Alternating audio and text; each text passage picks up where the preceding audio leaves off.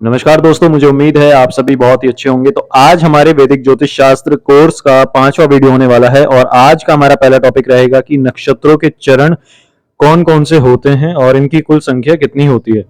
तो देखिए, सबसे पहले तो मैं चरण बता देता हूँ होते क्या हैं। देखिए, चरण का मतलब ये पैर, जो हम पैर छूते हैं बड़ों के, ये वो वाले चरण नहीं है। जैसे हम इंग्लिश में जो है ABCD पढ़ते हैं, हम उन्हें इंग्लिश में अल्फ़ाबेट्स कह देते हैं। वैसे ही नक्षत्रों के अपने कुछ अल्फ़ाबेट्स होते हैं जिन्हें हम ज्योतिष की भाषा में चरण कहते हैं, ठीक है? मुझे उम्मीद है कि आपको ये चीज़ समझ में आ गई होगी। प्रत्येक नक्षत्र होते हैं, उनकी संख्या कितनी होती है? 27। ये मैंने आपको पहले भी बताया है। 27 नक्षत्रों के प्रत्येक नक्षत्र के अपने 4 चरण होते हैं, यानी 4 अल्फ़ाबेट्स होते हैं, ठीक है ना? हर एक नक्षत्र के 4 चरण होते हैं, यानी 4 अल्फ़ाबेट्स होते हैं। अब मैं आपको नोट्स दे रहा हूँ, वीडियो को आपको पॉज़ करना है, अच्छे से आपको अपनी फेयर कॉपी में नोट्स बनाने हैं और उसके बाद नोट्स बनाने के बाद भी मैं आपको एक और बार अच्छी तरीके से कुछ चीज़ें एक्सप्लेन करूँगा।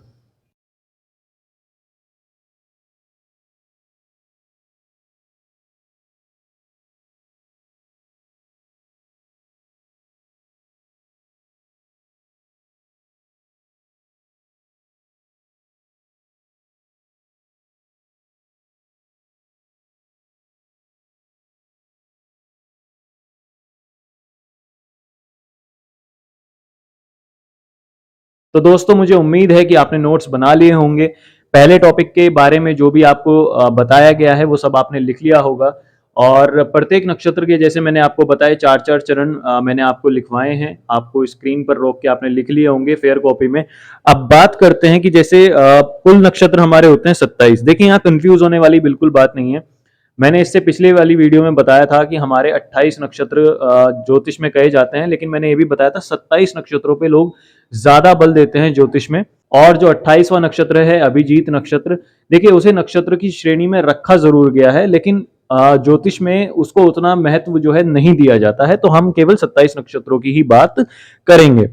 और प्रत्येक नक्षत्र के जैसे मैंने आपको लिखवाया भी है कि 4 चरण होते हैं, जैसे आपने लिखा भी होगा कि अश्विनी के आगे आपने 4 चरण लिखे होंगे, 4 अल्फ़ाबेट लिखे होंगे। वैसे ही जब आप इन्हें गुणा करेंगे, 27 नक्षत्रों के 4 चरणों से जब आप गुणा करेंगे तो 108 चरण निकल करके आते हैं। मैंने यहाँ पे गुणा भी करके दिखा दिया आपको। बाकी अगर आपको इस टॉपिक से जुड़ी कोई भी परेशानी आती है तो आप मुझे व्हाट्सएप पे मैसेज कर सकते हैं और पूछ सकते हैं, या फिर कॉल पर भी आप मुझसे बात करके कोई भी, अगर आपको इस टॉपिक में कोई भी समस्या है, क्योंकि देखिए टॉपिक थोड़ा सा ना कंफ्यूज करता है स्टार्टिंग में, तो अगर आपको कोई भी बात समझ में ना आए तो आप मुझे व्हाट्सएप पे मैसेज कर सकते हैं।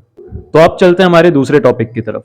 तो चलिए दोस्तों, अब बात करते हैं हमारे दूसरे टॉपिक की कि कैसे पता चलता है कि किसी भी व्यक्ति का कौन सा नक्षत्र होगा या कौन से नक्षत्र में एक बच्चे का जन्म हुआ होगा।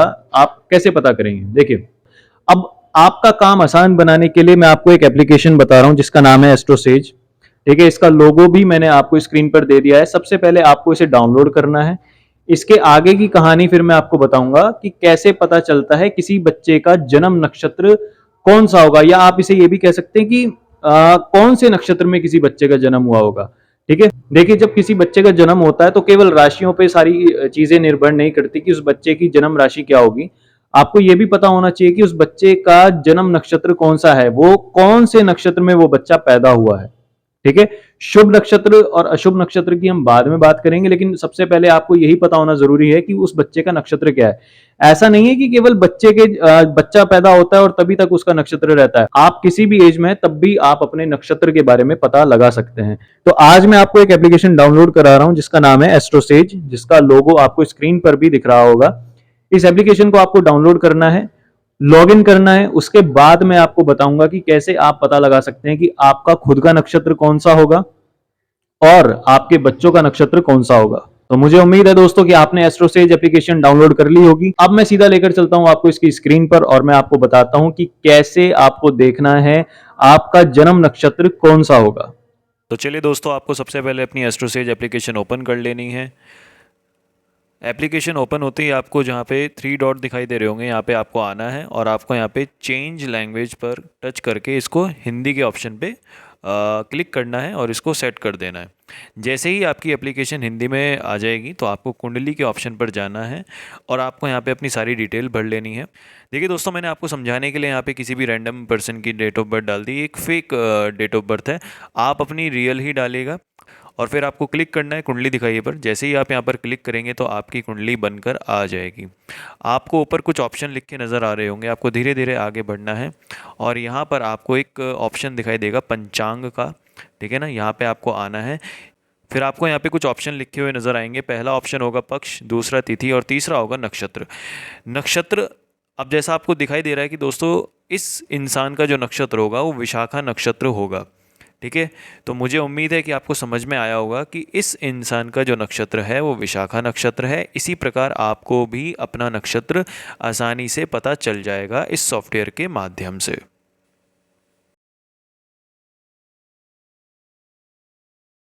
मुझे उम्मीद है दोस्तों अभी तक आपको समझ में आ गया होगा कि आपको अपना जन्म नक्षत्र कैसे निकालना है, कैसे पता चलता है कि किसी बच्चे का कौन से नक्षत्र में जन्म हुआ है, ये आप अब तक सीख गए होंगे।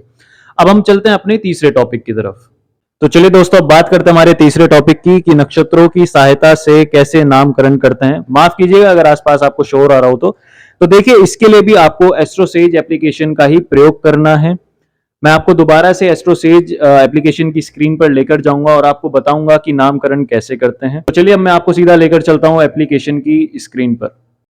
देखिए दोस्तों, प्रोसेस सारा का सारा सेम ही रहने वाला है, कुछ भी अलग नहीं रहेगा।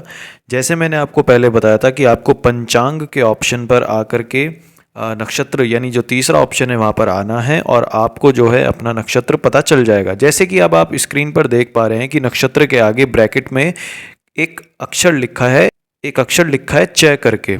च मतलब चरण। अब आप देख पा रहे हैं कि नक्षत्र जो है विशाखा है और विशाखा के आगे ब्रैकेट में एक नंबर पड़ा हुआ है 3 नंबर करके। ये 3 नंबर ही बेसिकली चरण है, यानी तीसरा अल्फ़ाबेट होगा। अब आपको कुछ नहीं करना है, अब आपको सबसे पहले आना है विशाखा नक्षत्र पर। और विशाखा नक्षत्र जैसे ही आपकी स्क्रीन पर दिख भी रहा है कि विशाखा नक्षत्र जैसे ही हम ओपन करते हैं तो वहाँ पर 4 चरण यानी 4 अल्फ़ाबेट लिखे हैं। अब जैसा कि आपने स्क्रीन पर देखा ही था कि तीसरा चरण वहाँ पर दिखाया गया था, तो आपको भी यहाँ पर तीसरा चरण देखना है यानी तीसरा अल्फ़ाबेट देखना है। अब जो भी तीसरा अल्फ़ाबेट आपको दिख रहा है स्क्रीन पर, इसी अल्फ़ाबेट से या इसी चरण से इस व्यक्ति का नाम रखा जाएगा। मान लीजिए कि इस व्यक्ति को ये तीसरा चरण समझ में नहीं आता है तो कोई दिक्कत नहीं है। विशाखा नक्षत्र में जितने भी चारों चरण हैं उनमें से किसी भी एक चरण यानी एक अल्फ़ाबेट का इस्तेमाल करके इस व्यक्ति का नामकरण किया जा सकता है, उसमें कोई परेशानी नहीं होती है। ये दूसरे ऑप्शन के तौर पर हम देखते हैं। अब चलते हैं हमारे चौथे टॉपिक की तरफ। तो चलिए दोस्तों अब बात करते हैं हमारे चौथे टॉपिक की। शुभ नक्षत्र, मध्यम नक्षत्र और अशुभ नक्षत्र कौन कौन से होते हैं। तो देखिए पिछली वीडियो में मैंने आपको शुभ नक्षत्र और अशुभ नक्षत्रों के बारे में थोड़ी सी डिटेल दी थी।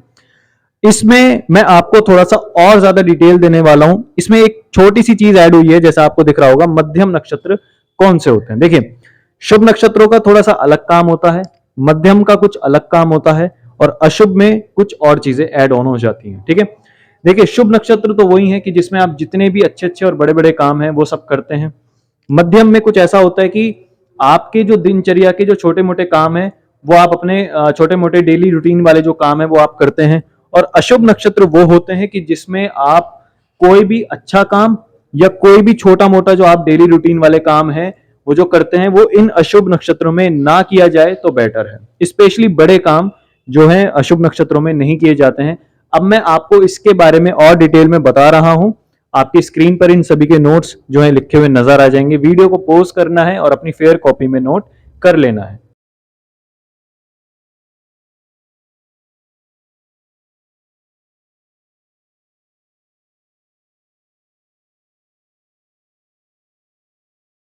तो दोस्तों मुझे उम्मीद है कि आज के चारों टॉपिक आपको अच्छी तरीके से समझ में आए होंगे। कोई भी टॉपिक में अगर आपको थोड़ी भी दिक्कत आ रही है, कोई बात नहीं समझ में आ रही है, तो आप मुझे व्हाट्सएप पे कांटेक्ट कर लीजिएगा। वहां पर मैं आपको आपके क्वेश्चंस का आंसर कर दूंगा। अब जल्दी मिलेंगे हमारी नई वीडियो के साथ में।